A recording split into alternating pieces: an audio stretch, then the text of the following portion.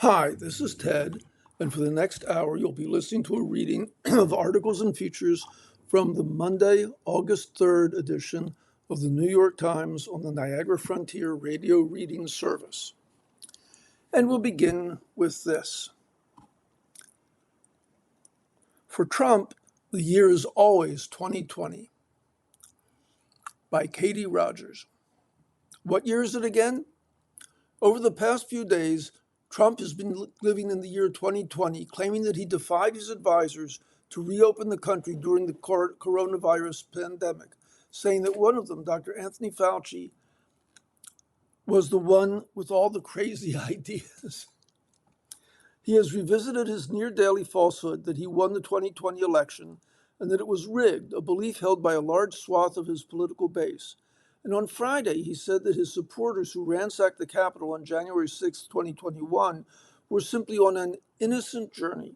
4 people died that day. Trump is not so much a student of history as a rewriter of it.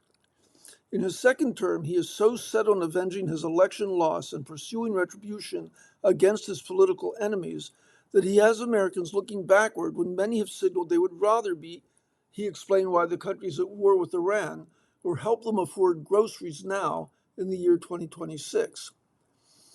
Neither his falling poll numbers nor the concerns among Republicans about the midterms seem to be modulating his insistence on revisiting much of what happened 6 years ago.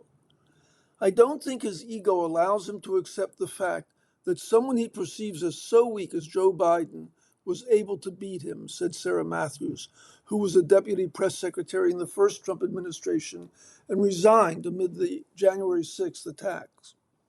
I witnessed it firsthand that he had advisors telling him he lost and there was no evidence of fraud, said Ms. Matthews. He stopped listening to those people and started surrounding himself with enablers and conspiracy theorists. 6 years later, she said that Americans are still living with the consequences, in the sense that he's not focusing on the things that most Americans are focused on. In a statement, Abigail Jackson, a White House spokeswoman, suggested that Trump's fixation on the 2020 election was part of an effort to pass the Save America Act, which would require voters to prove their citizenship to register, ban IDs without a photo at polling places, and severely restrict voting by mail. Democrats have argued that the legislation would make it more difficult for eligible voters, including women who have married and taken on their husbands' names, to make it to the polls.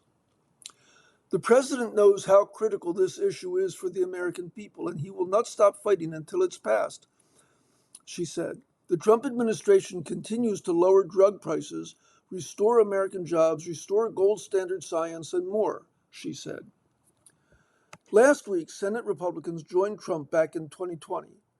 Revisiting a collective national trauma far more complicated than how they presented it, Senate Republicans trumpeted Dr. Fauci's journal entries, recovered from a government server and shared with the public courtesy of Trump's health secretary, Robert Kennedy Jr. In them, Fauci wrote of all the attention that he received from celebrities like Julia Roberts and Barbra Streisand. Dr. Fauci invoked the Fifth Amendment over 100 times on Wednesday during a hearing before the Senate Homeland Security Committee. To many, this was a tacit admission of guilt from the 85-year-old who retired from public service in 2022. Trump, by the way, pleaded the Fifth hundreds of times during the 2022 fraud trial, according to publicly available documents.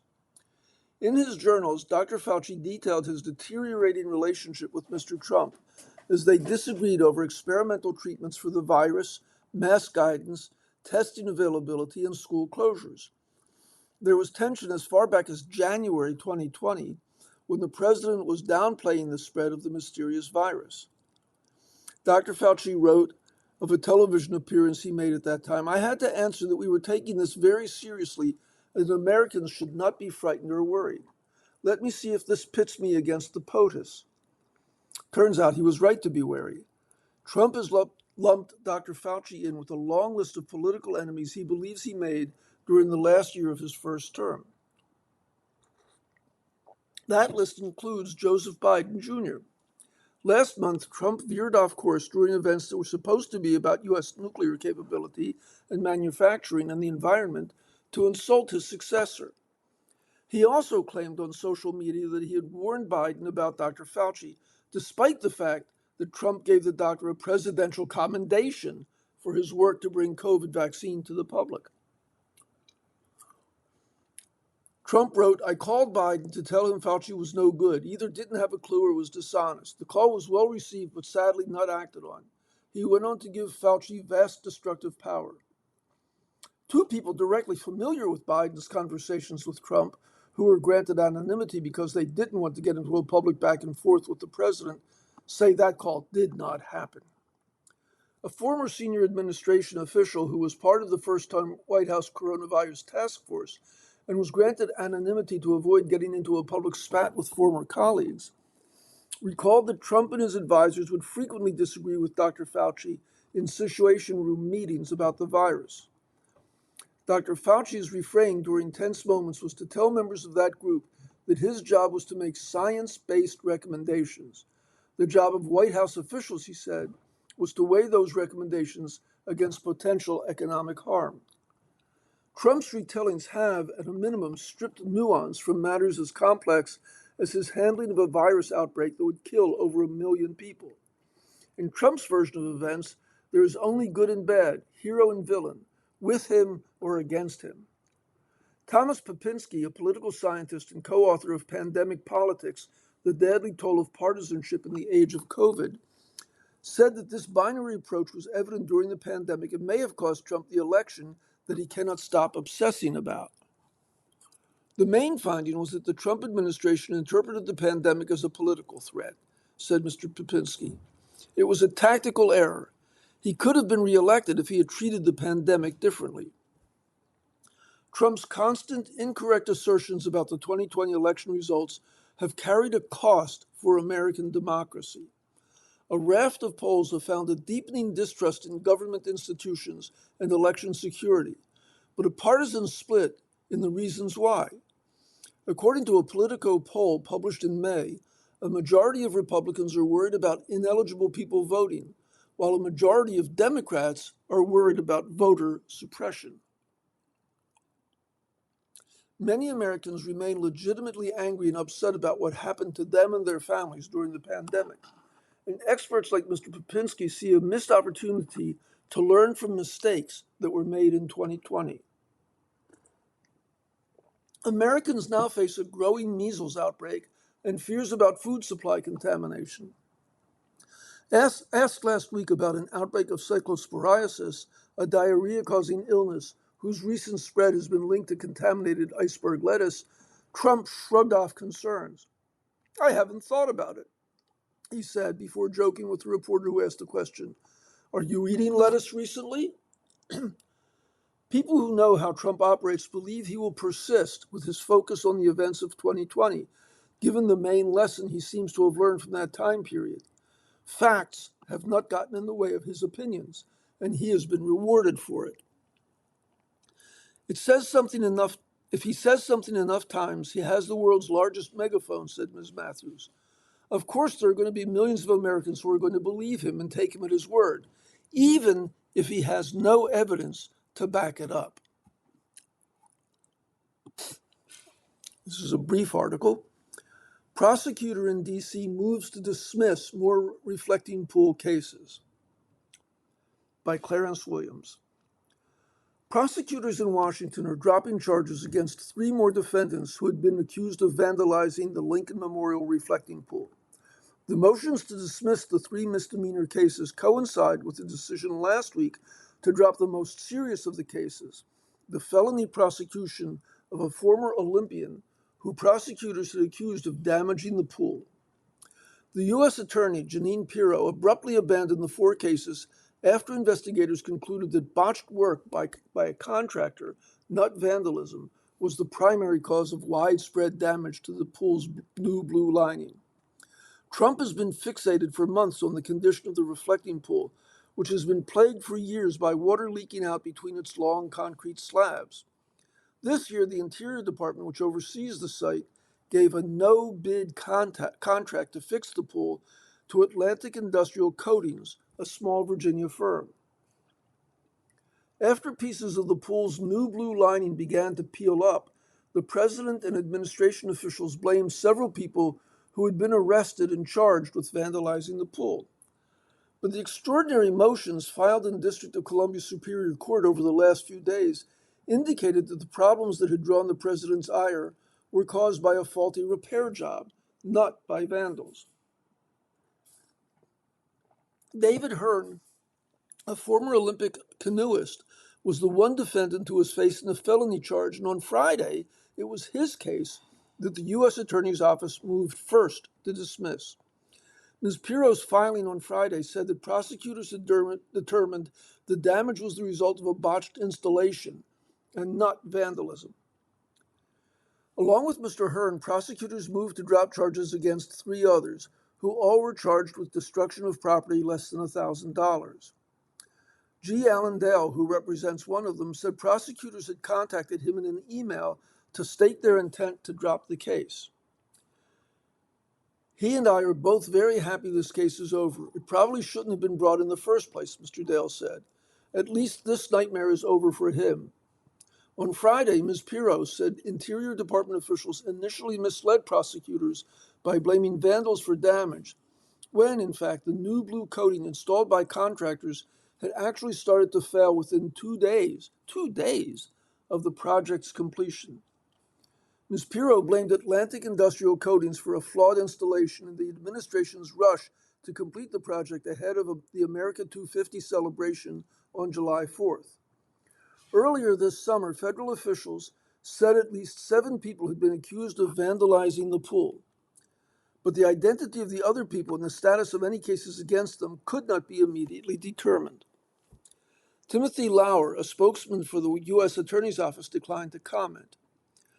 Jameson Kohler, a lawyer who represents another defendant, said his client was relieved the charges were being dropped after she had faced threats of jail time and had been petrified to learn the President of the United States was threatening to bring full force of the U.S. criminal justice against her and others.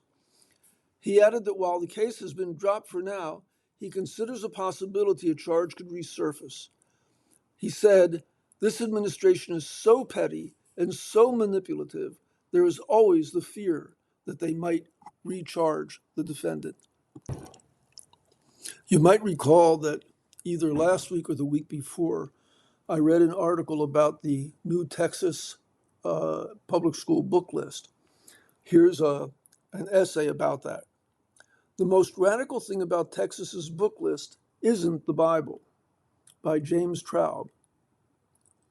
Earlier this summer, the Texas State Board of Education approved a mandatory reading list for public school students that includes fairy tales and nursery rhymes for little children, stories of America's founders and Aesop's fables for elementary schoolers, poems by Rudyard Kipling and Langston Hughes for middle schoolers, Shakespeare's plays and Dante's Inferno for high schoolers, and passages or stories from the Bible for every grade save kindergarten.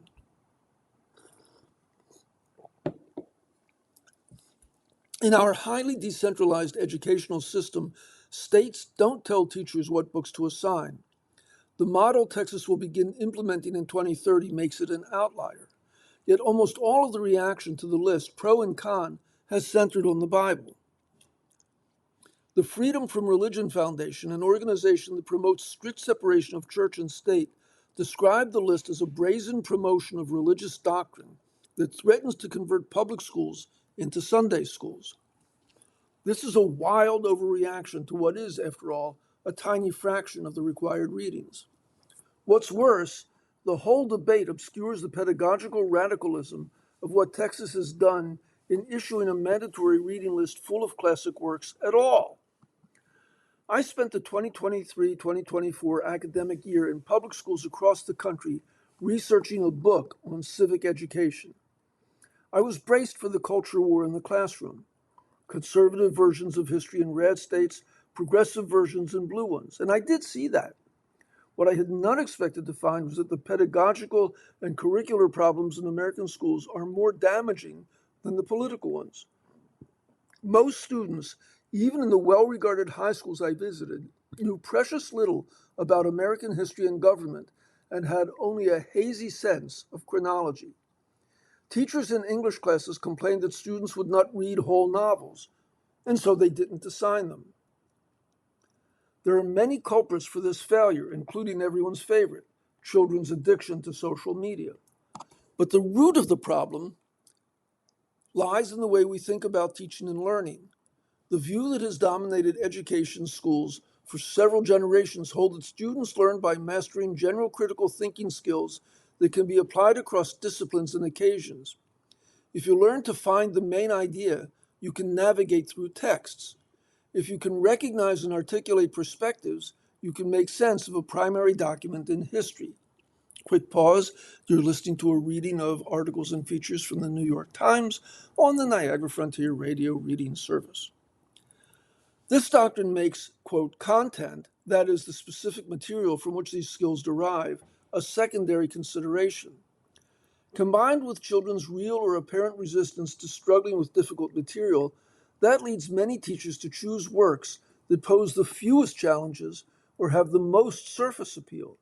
Short excerpts from classics or young adult novels about troubled teens.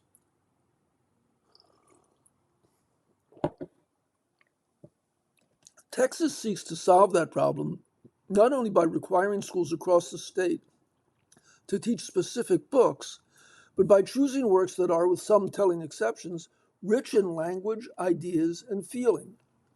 The list is meant to constitute only part of each year's reading curriculum. The rest will be supplied by local schools and teachers.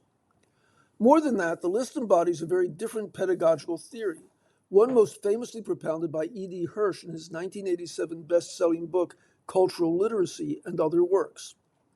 Literacy, Hirsch argued, is context-specific. We do not become good readers and learners by mastering generalizable skills, but rather by acquiring the vocabulary, grammatical knowledge, and stock of information that allow us to make sense of a text.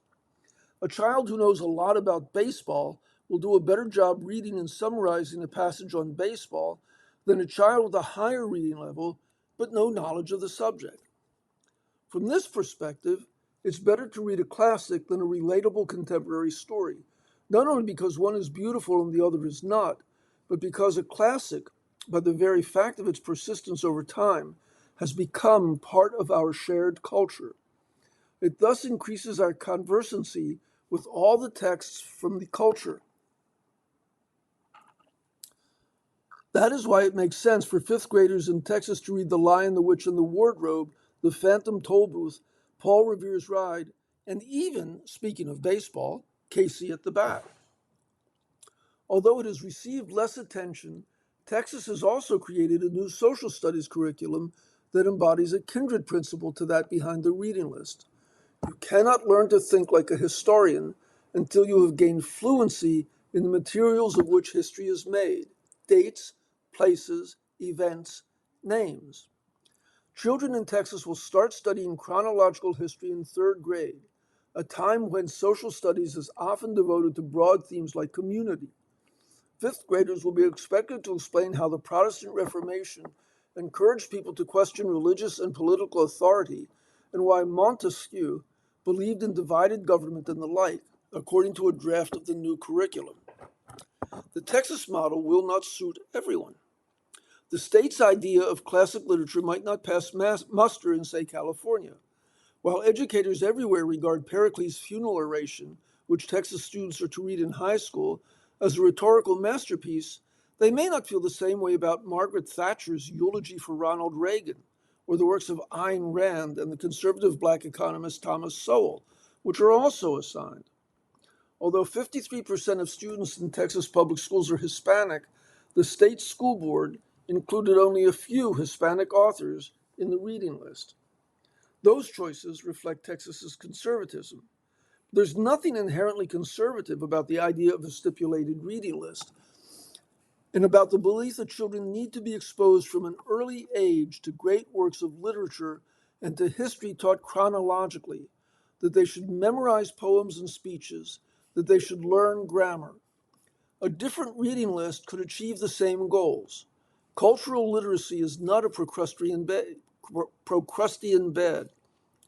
As we become more diverse and less anchored in the Western tradition, what it means to be conversant in our culture changes as well. After my book was published, I was contacted by some of the leading philanthropic funders of public schools. They wanted to talk about how they could help improve civic education. Here's an idea for them. Raise Texas's bet by promoting an equally rich reading list suitable for students in blue states. Show the world that academic rigor is not just for conservatives. And here's a little change of pace. It's still worrying. Honey, Call the Bee Vet by Emily Anthus.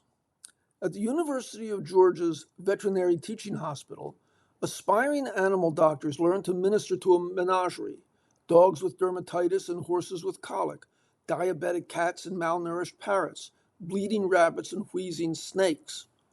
Whatever hops through the door, said Dr. Jörg Meyer, an exotic animal vet at the hospital, or slithers.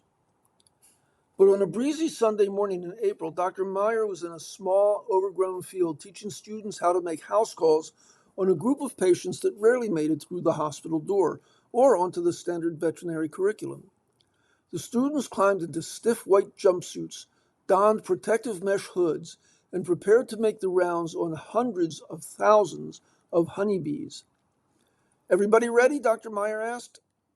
Over the next 2 hours, the students examined more than a dozen hives, holding the wax combs up to the sun and searching for signs of disease, the stunted wings, discolored larvae, or minuscule mites that can spell serious trouble for the nation's bees and, by extension, its food supply.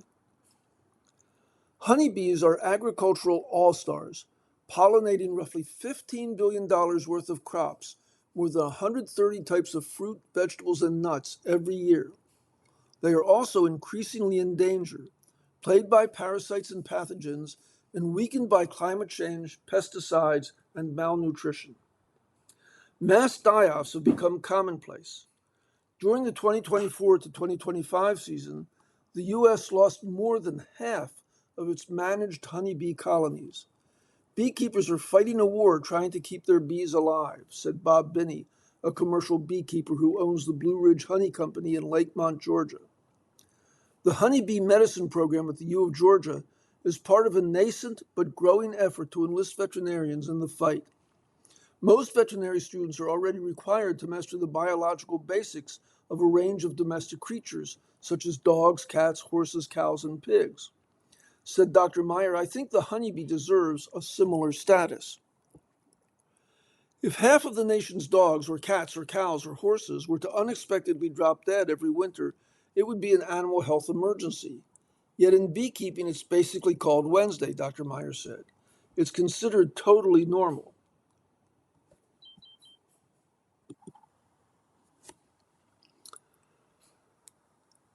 Dr. Meyer, who grew up in a tiny agricultural town in southwestern Germany, spent much of his childhood around farm animals. But when he began veterinary school in Budapest, he found himself drawn to birds, lizards, and the exotic creatures about which much less was known. He also fell in love with honeybees. Unlike in the United States, many European vet schools made, that's my phone beeping, by the way, ignore it. Unlike in the United States, many European vet schools made honeybee health part of the curriculum, presenting the invertebrates as basically micro-livestock, Dr. Meyer said. Honeybee medicine was offbeat enough to capture his attention. I also thought that's super romantic, having your own bees making your own honey, he said. And in the early 2000s, after he took a job as an exotic animal vet in the United States, he got a few hives of his own. By then, it was clear that honeybees were facing serious threats. Varroa destructor, an invasive parasitic mite that feeds on living bees, was at the top of the list, but dozens of dangers lurked.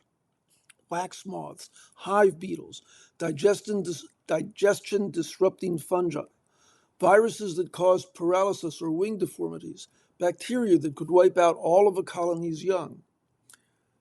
For years, American beekeepers managed outbreaks mostly on their own, diagnosing many diseases visually and then administering their preferred treatments. The fact that beekeepers could buy antibiotics over the counter without consulting a veterinarian helped enable this self-sufficiency. But in 2017, amid concern about the rise of antibiotic-resistant microbes, Federal regulators tightened access to antibiotics. Suddenly, beekeepers who wanted to use the drugs needed veterinarians.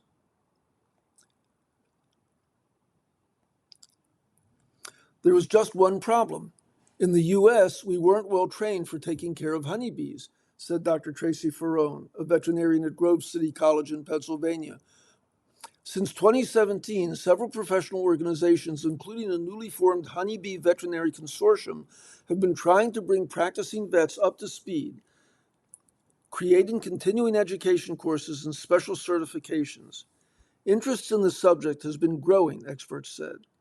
We certainly have made some great strides, said Dr. Ferrone, who now studies and teaches about honeybee health. When I go to veterinary conferences and speak about honeybees, my rooms are full. She added, it's not another dog diarrhea lecture, right? But the knowledge gap is large. In one survey conducted in 2023-2024, 74% of veterinarians said that they did not know how to write honeybee prescriptions. 89% indicated that they would be unable to identify honeybee diseases. So some veterinary schools have also been working to give the next generation of vets a better grounding in bees. Having the vets come in is really needed because it's so hard for the bees and the beekeepers right now, said Megan Milbrath, who established and now leads a honeybee medicine program at Michigan State and was an author of the Vet Survey. We just really need all hands on deck. At the University of Georgia, Dr. Meyer figured that he was well positioned to help vet students get a handle on honeybees. After the FDA rule change, he said he asked himself, well, why don't I just combine my hobby, the beekeeping, with my job? He teamed up with colleagues at the university's agriculture school, which was already home to a renowned bee lab and beekeeper certification program. Together, they created a program in honeybee medicine, which now includes a bee club, a bee treatment crew, and a 3-week elective rotation. Madison Morgan, a fourth-year vet student from Austell, Georgia, surprised herself by signing up for all of it. She had arrived at school with no particular interest in bees. They weren't on my radar in the slightest, she said. But when she heard about the bee club, she was intrigued, and Dr. Meyer's enthusiasm won her over. It ended up being a newfound love that I was not expecting, she said. And she ultimately became the manager of the bee treatment crew. Seeing a bee return to the hive, transporting thick clumps of pollen on its legs, has become as exciting as watching her dog learn a new trick. When we see them coming with pollen pants, we're so proud of that bee, she said. But in some ways, bees challenge a central tenet of veterinary medicine, in which the life of each individual animal matters. We all love animals, and we're like, oh, we want to save each and every one, she said. That approach makes little sense for honeybees, which have lifespans that can be measured in weeks and can survive only as part of a larger colony. Colonies are often described as superorganisms, with the bees working collectively to perform some basic biological functions.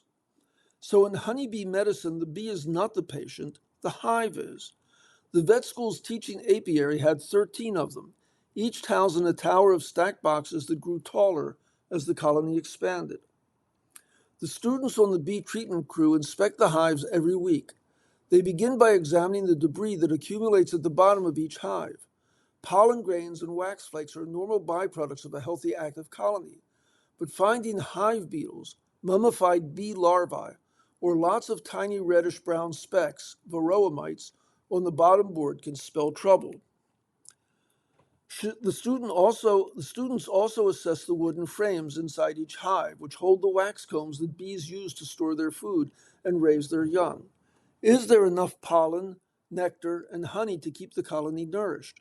Do the bees need more space? Are there signs of pests or pathogens? On that breezy Sunday morning in April, the inspections did turn up 2 varroa mites, which was no cause for panic. The mites have become so widespread that it's not unusual to find a few in a hive. Treatment would not be required unless the mite population rose. Although varroa can bring down even the strongest hive, healthy, well-fed colonies can keep some pests and pathogens in check on their own, said Louis Bartlett, who leads research at the U of Georgia's Bee Lab. But if we run out of good food for them because we've seen losses of pollinator habitat, and we're poisoning them with all these insecticides and fungicides and other agrochemicals that we know inhibit their immune systems, then you can get these large outbreaks. So the program encouraged students to think holistically about hive health, teaching them about the nutritional principles and environmental conditions that could protect bees and beekeepers from large-scale losses.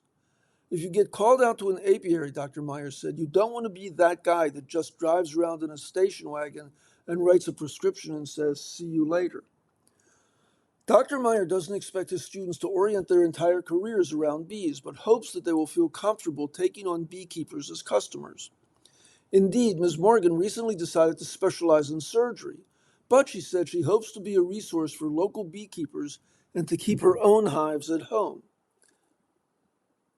Of course, that was how Dr. Meyer started, with just a casual beekeeping hobby and a separate professional specialty.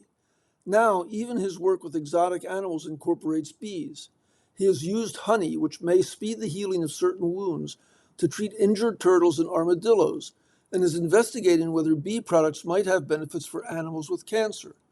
Bees, he said, have really taken over my life. And you're listening to a reading of articles and features from the New York Times on the Niagara Frontier Radio Reading Service. Trump's meddling in Justice Department causes problems of his own making. This is by Alan Foyer. From the moment Trump was reelected, he has muscled his way into the driver's seat at the Justice Department, leaving tread marks on its time-honored independence from the White House by demanding and sometimes directing investigations into his enemies. But his tight grip on the steering wheel has often threatened to lead the department off a cliff. Last week offered a particularly vivid portrait of the consequences of Trump's meddling, which, in the span of only a few days, imperiled one criminal case, set the stage for sanctions in a second, and gummed up the chances that his pick for Attorney General will be confirmed by the Senate. Trump has long believed that he is his own best advisor, and that as the leader of the executive branch, he enjoys complete control over the agencies beneath him. But there's a reason the department in charge of federal law enforcement has traditionally stood outside of the president's personal purview, said Norm Eisen, a lawyer involved in some of the recent cases, who earlier in his career worked on the Obama administration's no-contact policy with the Justice Department. Mr. Eisen said, when presidents meddle in the department, it tends to disrupt its normal functioning. The problems last week began on Wednesday when lawyers for James Comey, the former FBI director, filed court papers revealing that Secret Service agents who questioned their client about a photograph he posted showing seashells on a beach arranged to read 8647 were ordered to quickly send a summary of the interview to Trump on Air Force One. The interview was a hot topic on the plane, and the president was very interested, the filing said. In fact, it added, Trump wanted to use the agent's notes as fodder at a coming media appearance, even though they presumably contained sensitive and unverified investigative information.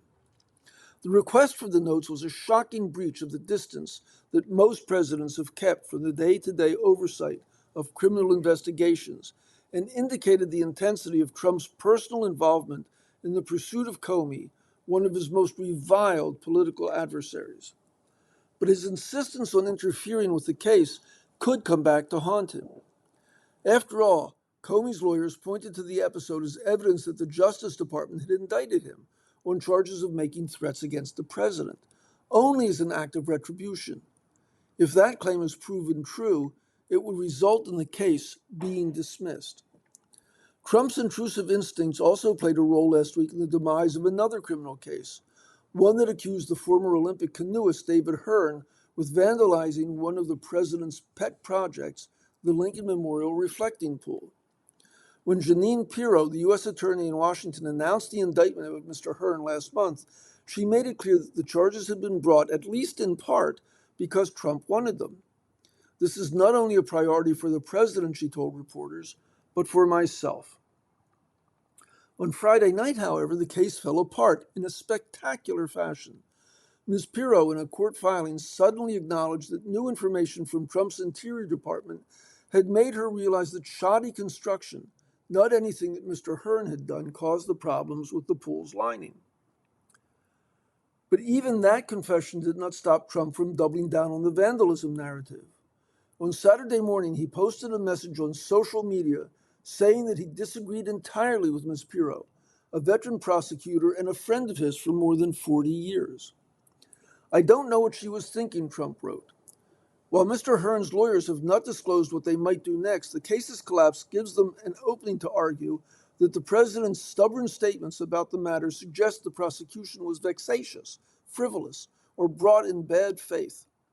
Should a move like that succeed, it would add to the roster of Ms. Pirro's failures to go after Trump's enemies, a list that already includes 6 Democratic lawmakers accused of sedition by the president after they posted a video reminding military personnel of their obligation to ignore illegal orders. It would also allow Mr. Hearn to recoup legal fees for the cast of lawyers he hired to defend himself. The president also intervened on another important bit of business at the Justice Department, the effort to confirm Todd Blanche, Mr. Trump's former personal lawyer, as Attorney General. As the week came to an end, Mr. Blanche seemed well on his way to removing the main hurdle to his appointment, calming the concerns expressed by 2 Republican senators, John Cornyn of Texas and Thom Tillis of North Carolina. The lawmakers have repeatedly voiced unhappiness with the $1.8 billion compensation fund and the extraordinary personal tax protections that emerged this spring from Trump's deal to drop his lawsuit against the Internal Revenue Service. But as the weekend neared, the president seemed to throw Mr. Blanche under the bus that he himself was driving, issuing a series of confusing and contradictory messages. On Friday, he appeared to step back from his earlier threat to withdraw Mr. Blanche's nomination and repeated his support for creating the fund, which Mr. Blanche had already said was dead. On Saturday, Trump again asserted that he would revive the fund, which could be used to compensate rioters who stormed the Capitol on January 6, 2021, if the Senate did not confirm Mr. Blanche. Mr. Tillis, for one, seemed baffled and dispirited by Trump's chaotic interference in the confirmation process, holding out hope that the president's back-and-forth approach would end before the Senate went on summer recess early this week. It's unfortunate that Todd Blanche, whom I consider well qualified for the job, will not be confirmed because of this reversal, Mr. Tillis wrote. Hopefully we can resolve this by Tuesday. There appeared to be a breakthrough on the matter late Sunday night when Blanche posted 2 documents, a signed memo in which he said that the Justice Department was formally rescinding an order that created the fund, and an unsigned statement in which the agency clarified the terms of the tax protections. Blanche's message said that the documents had emerged from good faith discussions with senators, and by Monday afternoon, Trump was insisting he had not signed off on the revised plan. I didn't look at it, Trump said. All I know is that Todd Blanche is great. And for those who care about national parks and monuments, here's a story that says, Documents Undercut Trump's Claims about Utah National Monument by Maxine Joselo. When President Trump sharply reduced the size of Bears Ears National Monument in Utah by more than 1.2 million acres, he claimed it was necessary because recreation was virtually impossible within the site's boundaries. You can't go hunting, you can't go fishing, you can't do anything, you can virtually not even walk on it, Trump said. The number 2 official at the Interior Department, Kate McGregor, chimed in saying, That's exactly right, sir. So you are remedying that today. But recreation has been allowed in Bears Ears since President Barack Obama designated the monument in 2016. And government documents reviewed by the New York Times show that Trump administration officials were briefed on recreational opportunities inside the monument about a month before the Oval Office event. Utah officials who pushed for shrinking the monument told the Trump administration in June that there was current recreational access to Bears Ears, according to the documents, which the Times obtained via a public records request. The state officials specifically cited 2 trails, popular among hikers, backpackers, and off-road vehicle drivers, the documents show. Other trails attract scores of horseback riders, mountain bikers, and rock climbers, as Mr. Obama noted when he designated the monument. The document suggests that the administration was lying or spreading misinformation about these fantastic public lands when it justified cutting the protected areas, said Steve Block, the legal director at the nonprofit Southern Utah Wilderness Alliance, who reviewed the records at the request of the Times. National monuments are public lands that are legally protected from oil and gas drilling, mining, and other industrial development. They have similar protections as national parks, but while national parks are created by Congress, national monuments can be created by presidents through the Antiquities Act of 1906. Taylor Rogers, a White House spokeswoman, did not answer the questions about the documents, but said in an email that the Obama and Biden administrations abused the Antiquities Act to lock up millions of acres of Utah's public lands, impoverishing local communities and sharply restricting access for recreation, grazing, resource development, and fire prevention. Charlotte Taylor, a spokeswoman for the Interior Department, also did not address the documents, but said in an email that previous administrations shut hunters, anglers, and other sportsmen out of land they had accessed for generations. Trump signed executive orders last month to cut Bears Ears and a second national monument in Utah, Grand Staircase Escalante, by more than 90%. The orders opened both sites, which are known for their sandstone canyons and vast mesas, to oil drilling, uranium mining, and other commercial activities. During his first term, Trump shrank Bears Ears by 85% and cut Grand Staircase nearly in half. But tribes and environmentalists sued over the move, saying the Antiquities Act authorized presidents to designate monuments, but not to abolish or shrink them.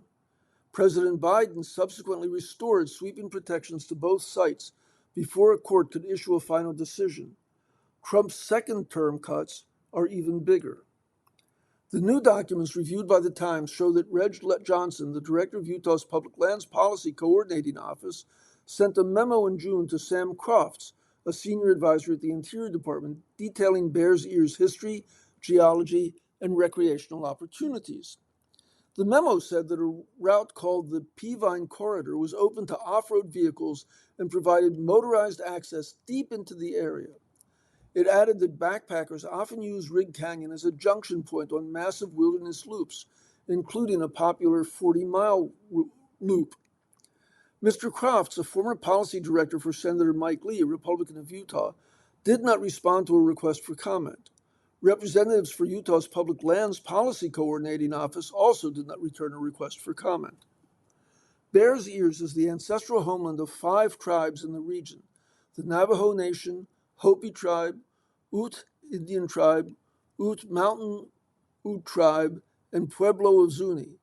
It contains thousands of archaeological sites that tribes consider culturally significant, including the remains of burial grounds, cliff dwellings, and rock art panels.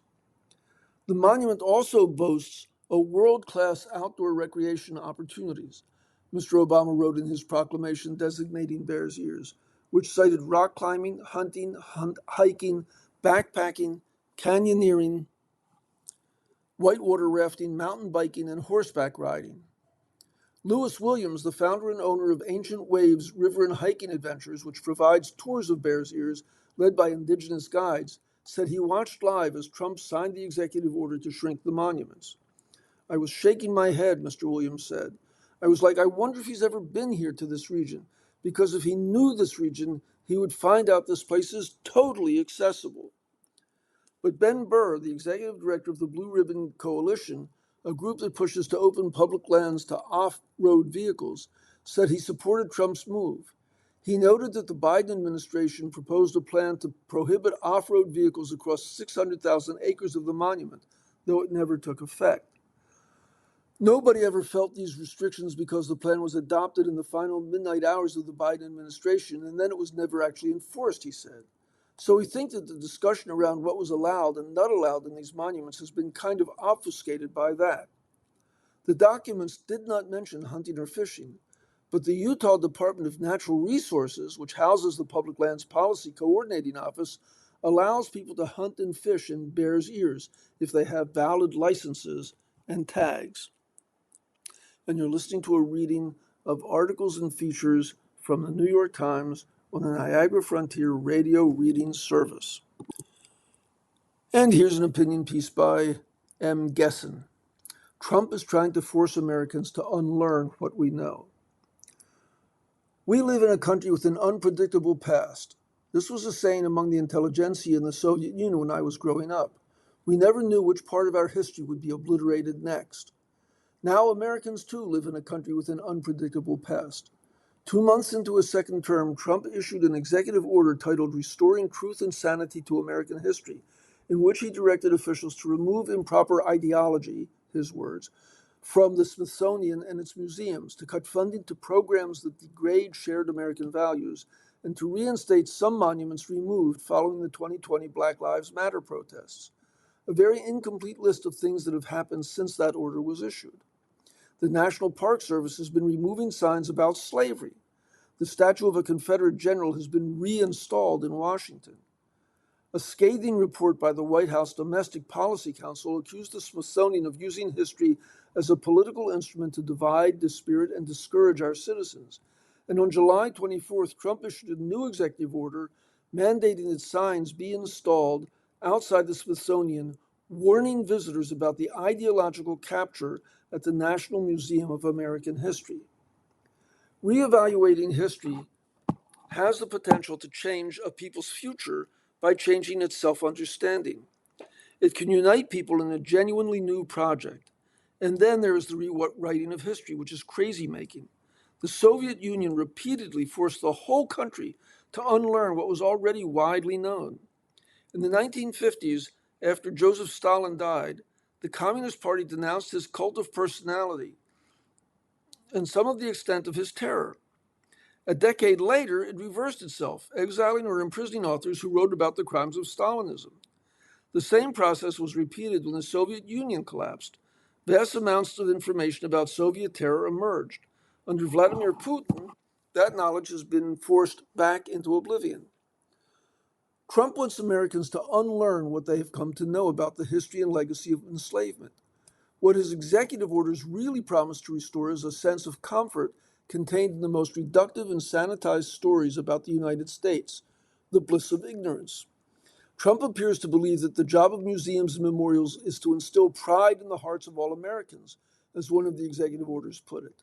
The report from Trump's Domestic Policy Council faulted the National Museum of American History for failing in this precise mission. A couple of months ago, I visited Montgomery, Alabama, where an organization called the Equal Justice Initiative is undertaking a very different project. It is telling the story of Black Americans.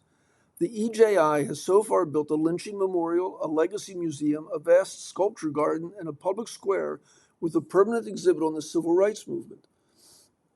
Each element of the complex, which is still growing, is as powerful as any museum or memorial I have visited.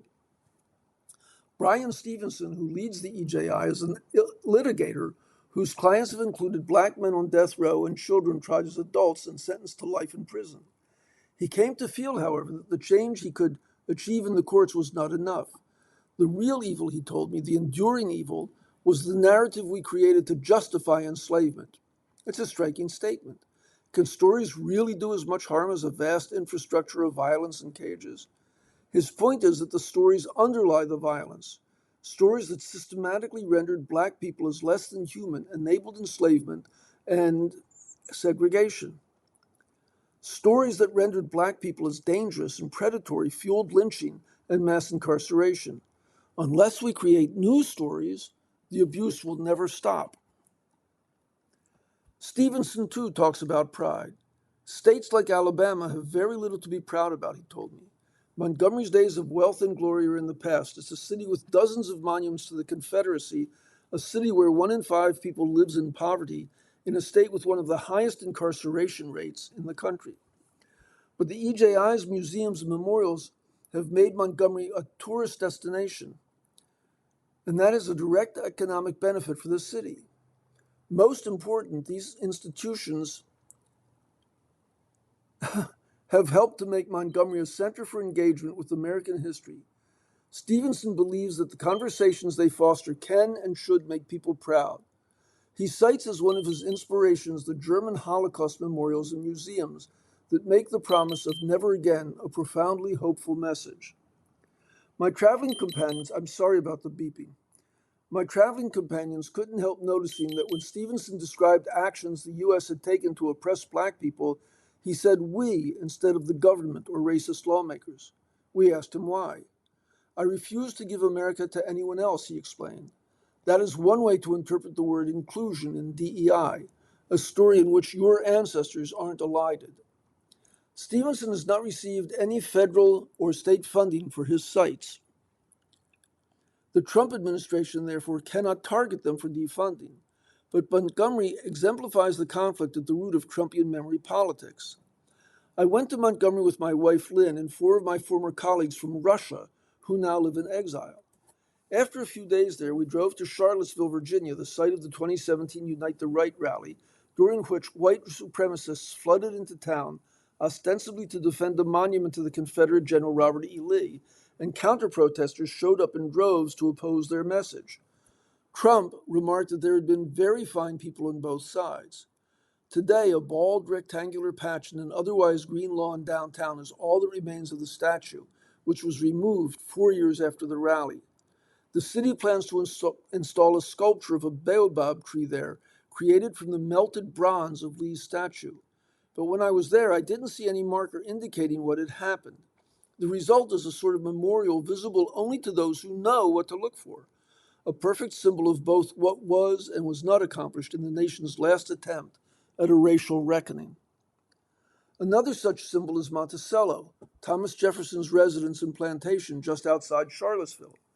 All visitors of the house are required to sign up for a tour, a tightly scripted affair that, if you listen closely, bears the signs of numerous edits made over the years. The original narrative is one of progress, precisely the narrative that the Trump executive orders demand. Jefferson was a man of science and a lover of art. He brought progressive political ideas and maps and clocks and advanced engineering and neoclassical architecture and French food to Monticello. But this story is now interrupted repeatedly by inconvenient facts that used to be elided.